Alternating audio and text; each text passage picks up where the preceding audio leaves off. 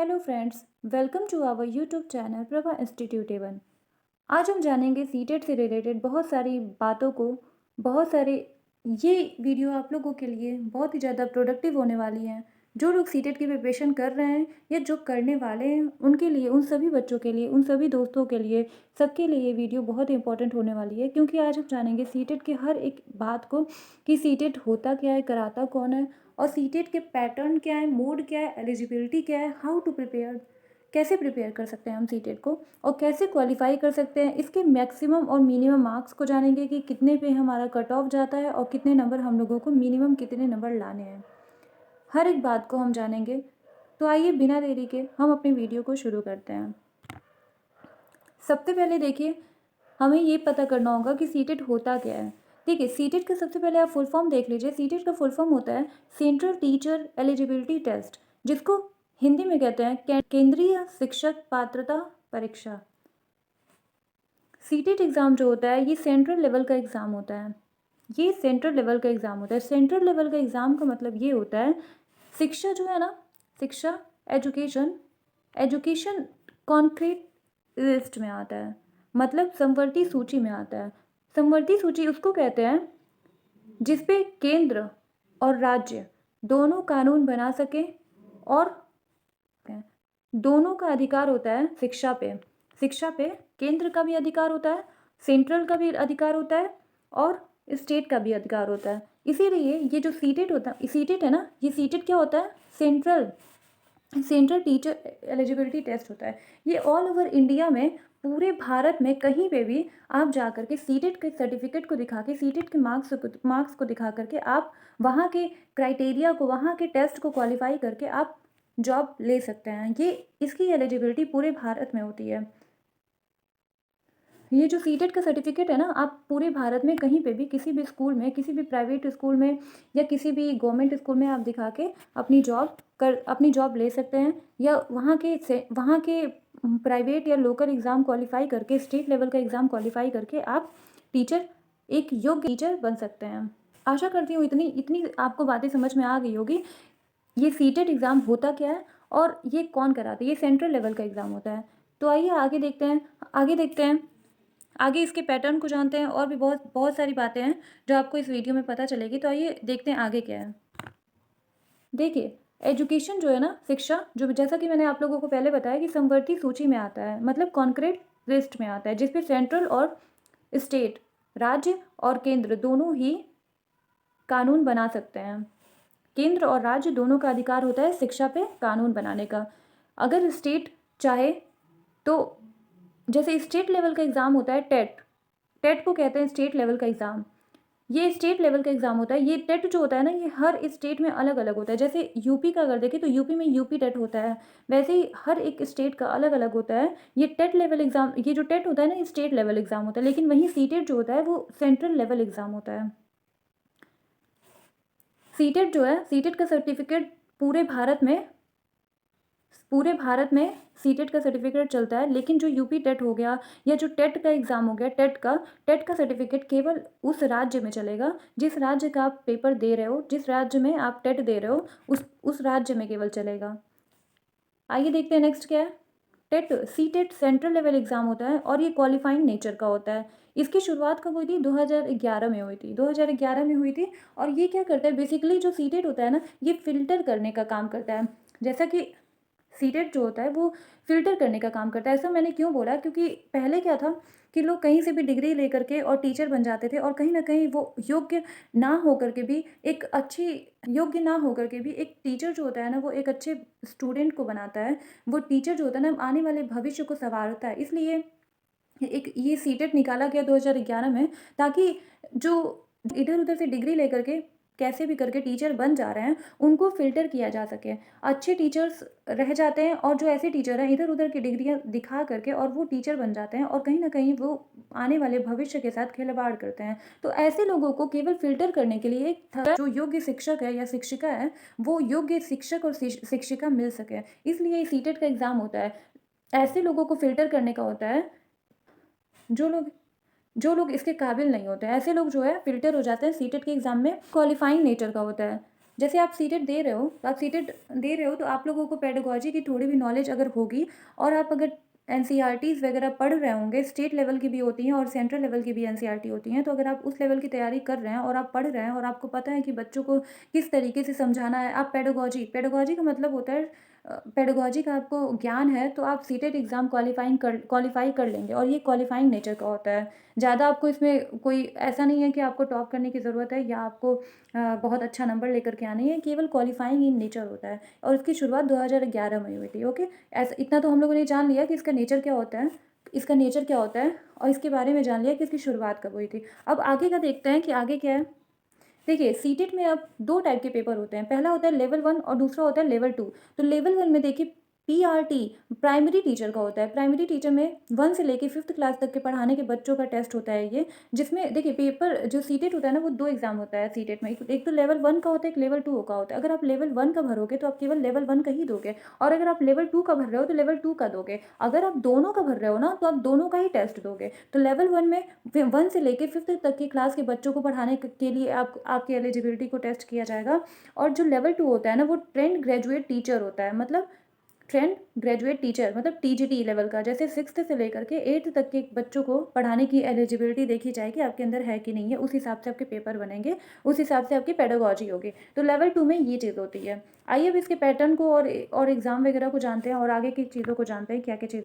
देखिए यहाँ पे एग्ज़ाम पैटर्न इसका क्या है। एग्ज़ाम पैटर्न पहले पहले क्या था कि 1.5 घंटे में आपको 150 नंबर के होते थे, 1.5 घंटे दिए जाते थे केवल, और केवल 1.5 घंटे आपको दिए जाते थे, जिसमें आपको 150 नंबर के होते थे पेपर। पहले ऐसा था, लेकिन अब क्या है कि आपको 2.5 घंटे दिए जा रहे हैं, और जिसमें आपका टोटल नंबर जो है 150। मतलब अब क्या हो गया कि 150 टोटल क्वेश्चन होंगे, आउट मतलब 150 टोटल क्वेश्चन होंगे कितने मिनट में, 150 मिनट में। मतलब 1 मिनट में आपको एक एक क्वेश्चन आपको करना है, तो इतना क्वेश्चन करना है, उस हिसाब से आपको एक क्वेश्चन पे 1 मिनट मिल रहा है। तो पहले से तो टाइम इंक्रीज़ हुआ है, और ये ऑब्जेक्टिव टाइप के क्वेश्चन होते हैं। मतलब आपको जो है सेलेक्ट करना होगा, और ये एक और चीज़ है इसका, और ये ऑब्जेक्टिव टाइप के क्वेश्चन होते हैं। मतलब आपको जो है सेलेक्ट करना होगा, और ये एक और चीज़ है इसका। अब जो है इसमें ये कोई नेगेटिव मार्क कैरी नहीं करता है, ये क्वालिफाइंग नेचर का होता है, जिसमें आपको 90+ में नंबर लाने होते हैं।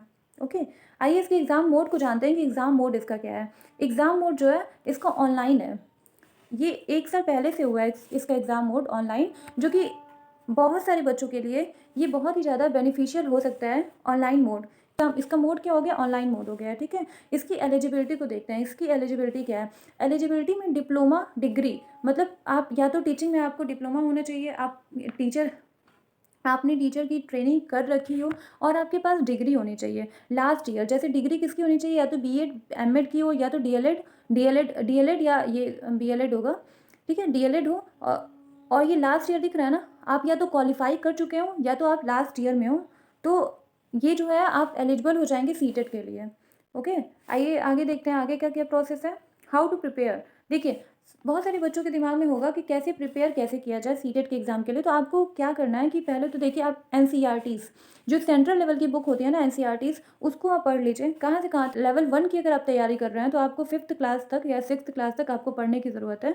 अगर आप लेवल 2 की तैयारी कर रहे हैं ना, तो आपको यहाँ 1 से लेके 8th क्लास तक एनसीईआरटी को काफ़ी अच्छे से समरी वगैरह हर एक चीज़, हर एक पॉइंट आउट करके पढ़ना होगा, काफ़ी ब्रीफली उसको तैयार करना होगा। इससे क्या होगा कि आपका आधे से अधिक तो आपका ऐसे ही तैयार हो जाएगा। आप जब एनसीईआरटी पढ़ोगे ना, तो आपको समझ में आएगा कि बच्चों को कैसे समझाया जा सकता है, कोई भी टॉपिक बच्चों को कैसे समझाया जा सकता है, बच्चों को वहाँ तक कैसे पहुँचाया जाए, उस लेवल तक कैसे पहुँचाया जाए जिस लेवल पे उनकी प्रॉब्लम जो है वो सॉल्व हो जाए। तो बेसिकली आपको हर एक सब्जेक्ट में ना चाइल्ड डेवलपमेंट सीडीपी ही पढ़ना है। हर एक सब्जेक्ट में आपको बच्चे को, चाइल्ड को सेंटर में रख के पढ़ना है, पढ़ाई करनी है। ऐसा कोई भी टॉपिक हो, उस टॉपिक पे आप किसी बच्चे को, किसी अपनी स्टूडेंट को, क्योंकि आप बनने जा रहे हो टीचर, तो टीचर आप बनोगे तो आप टीचर बन रहे हो, तो उस हिसाब से आप बच्चों को किस तरीके से उसकी समस्या को, बच्चों की समस्या का समाधान आप किस तरीके से कर रहे हो, हर एक सब्जेक्ट में आपको ऐसे प्रॉब्लम्स दिए जाएंगे सीटेट में जो काफ़ी घुमा फिरा करके होंगे। तो ये कैसे आप सॉल्व करोगे। ठीक है, तो इसका सॉल्यूशन आपको एनसीईआरटी में मिल जाएगा। क्योंकि जब तक आप एनसीईआरटी पढ़ोगे ना तो आपको समझ में आएगा कि हाँ ये चीज़ें हैं, ऐसे ऐसे पूछी जाती और बच्चों को कैसे कैसे उसका सॉल्यूशन दिया जा सकता है, कैसे कैसे उनको समझाया जा सकता है।